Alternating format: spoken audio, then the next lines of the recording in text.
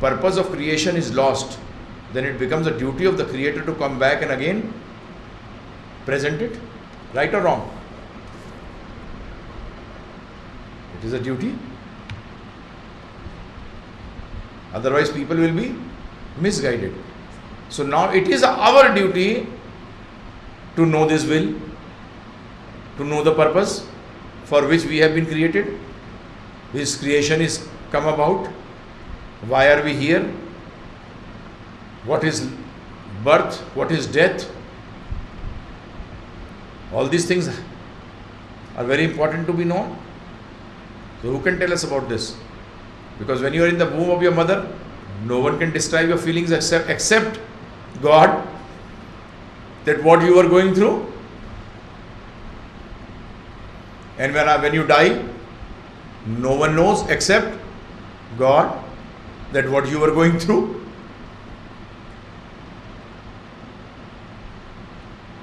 Because both these have been stated to be very, very, very troublesome. Great pain, great pain. We'll be talking about it.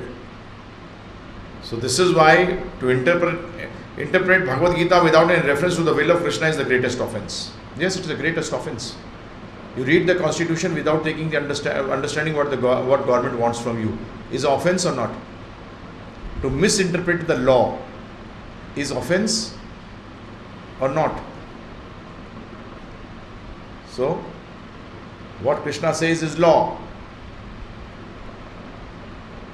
The constitution is the will of the government. Is what the will of the government? Is it not? It is. In order to save oneself from this offense, one has to understand the Lord as the Supreme Personality of Godhead. In order to save oneself from this offense, one has to understand the Lord as the Supreme Personality of Godhead as He was directly understood by Arjuna. Now how can you avoid this offense?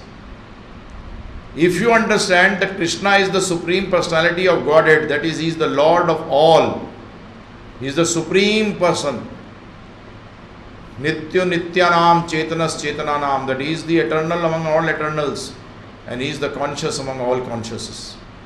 That means the origin of everything. So when you understand this, what will happen? You will accept.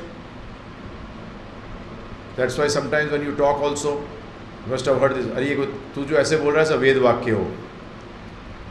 You are speaking as if it is Brahm Vakya or Ved Vakya. That means it is a statement of the Vedas, that there can be no mistake in it. So what does that mean? So in the same way, Vedas have come from the mouth of God, Lord Shri Krishna. That is why they got no mistake. So when you understand that this person is the Supreme Personality of Godhead, He is the Lord of all. What is His quality? For us to understand initially is this, that there is no higher being than Him and no one is equal to Him. Two things you have to understand. One, what? No one is equal to Him and no one is higher to Him. So there is no competitor and He is not under anyone. Number two, everything belongs to Him. So if everything belongs to Him, then why should He exploit? That means there will be no tendency of cheating. Then there will be no tendency of, why do you cheat? When you don't have something and you want something which is not yours, that's why you cheat, right or wrong? So when everything belongs to God, then why should He cheat? So the tendency of cheating is finished. When everything belongs to Him, then why should He exploit? So that means there is no exploitation. So why should He tell a lie? So when He is complete, that means it doesn't need anything else. That means if He tells us something to us, that means it must be for our good. That's why He is telling us. Because He is all complete, so He does not need anything. We are incomplete, that's why we need. So when you understand this, these aspects of God, then you start realizing, oh, that means He's got no mistake. Complete means what? Also means that He is beyond mistake. Mistake is committed by what? By your senses. Because your senses are incomplete. Senses are incomplete. All the senses, right or wrong? Switch off the light in the dark, you can't see. If the light is very poor, you may think a man to be a woman to be a man. Right? Hearing. If someone speaks in a very low tone, you can't understand. If he speaks in a very high tone, you can't understand. There is a particular decibel, you can only understand if the sound is in those decibels. That's the way how sound is measured. You can only understand them, otherwise you can't understand. All our senses are imperfect. And whatever knowledge we give, first we gather through the senses. So taking in is what? Suspect, imperfect. So giving out also will be, it will have imperfections. But God, He is perfect. He is what? Perfect. He's got no imperfection. So that means he's got no imperfection of committing mistakes also. Where there is a famous saying, to err is human. To err is human. To make mistakes is a human tendency. So you tend to commit mistakes. But God is above all this. Yes, there is a being like this who has got no mistakes, but it becomes very difficult for us to understand, because we see every person we see is full of mistakes. Is it right or wrong?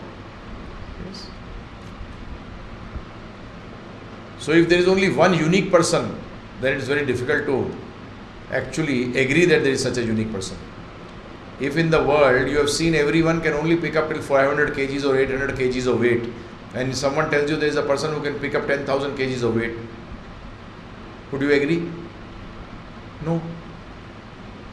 Because what happens with us? We only accept those things which we have seen.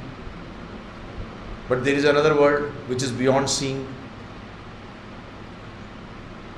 Another world which is beyond seeing, which we can't see at the present moment, but there is a world which can be seen by us also. But we have to qualify ourselves to reach that world. Then, now the people who are telling us are of those world, that there is a being who's got no imperfection, who's perfect. So please don't limit God according to our own limitations. What we do with God is this: we limit Him according to our own capacity.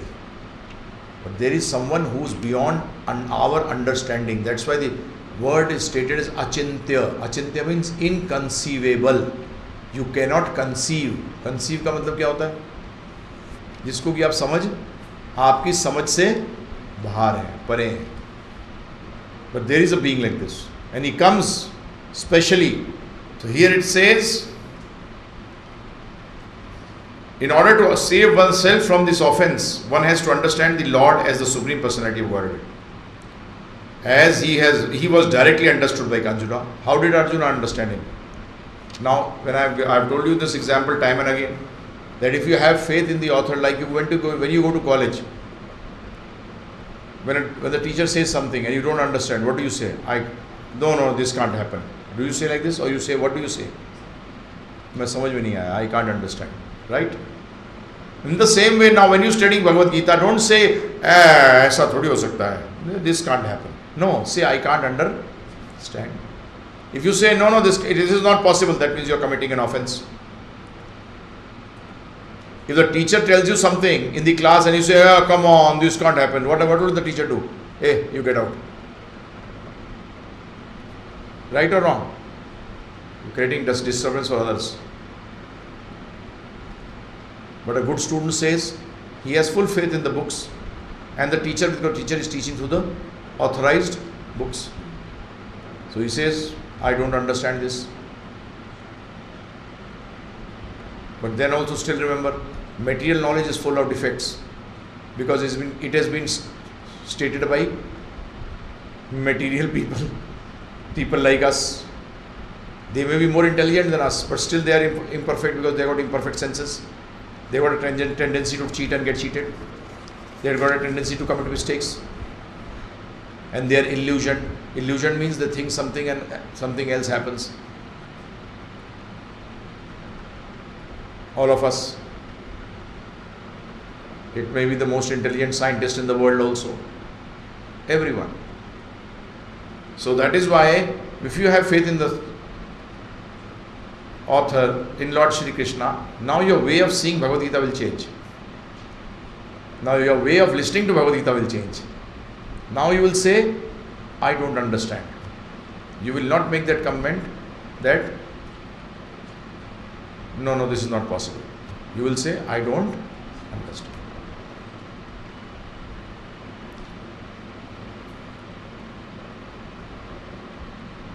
Lord Krishna's first disciple, who was that? This Bhagavad Gita, which is spoken again by the same Bhagavad Gita which was spoken to Sun God, is repeated to Arjuna. So Arjuna, in the restart of this knowledge, becomes the first disciple of Krishna. है ना? Because this knowledge was lost. Now again it has been re-established. दोबारा लाई गई है. तो उसका मतलब क्या हुआ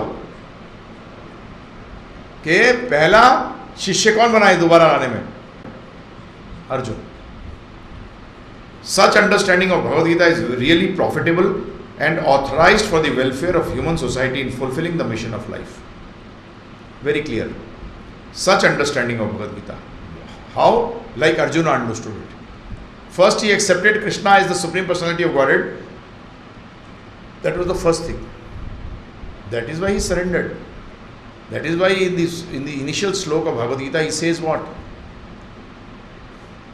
In 2.7, second chapter 7th sloka, he says, Shishyaste ham sadhi mam prapannam. Now I am a soul surrendered to you as a disciple. I am a disciple who surrendered unto you. Now please instruct me. Please instruct me. This is coming from Krishna to Brahma. Yeah. Arjun, Vedvyas penned it down. What did he do? Because Vedvyas ji had given special eyes to Sanjay, the secretary of Dhritarashtra. Dhritarashtra was blind, so he could not see what was going on, so he was sitting in his palace. So Sanjay was describing the whole Mahabharata, the war. So before the war this conversation took place. So this special sight to see Mahabharata, this war, was given to him by his guru, by his teacher, who's Vedvyas. Now Vedvyas ji, when he can give his student this knowledge, this vision, he must be having the vision. So he penned it down. So he gave it to, so this way it came down. So there is no, हाँ तो वही बताया ना. So this is not only Bhagavad Gita. Disciplic succession is of Bhagavatam also. Everything, all Vedic scriptures, all knowledge is coming down from Krishna to Brahma, Brahma to Narad, Narad to Vyasadeva. Narad to Vyasadeva, it got broken. It got broken. So Krishna, what did Krishna do? Imparted to Arjuna. Now Arjuna did not write it down, but Vedvyas there, previously people had such strong memories. Today also we got many people. I know a devotee who could just read he could read the whole Bhagavad Gita and then tell you on which page which word was there.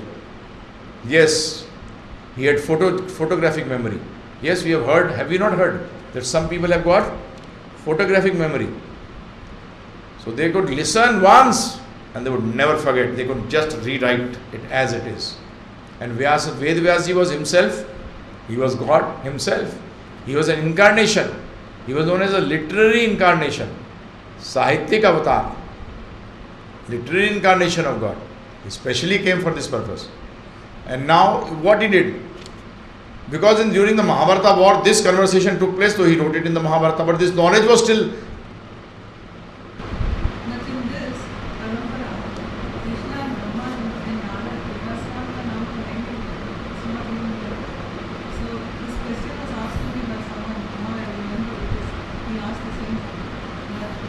Whatever knowledge was imparted to Vivaswan was also imparted to Brahma.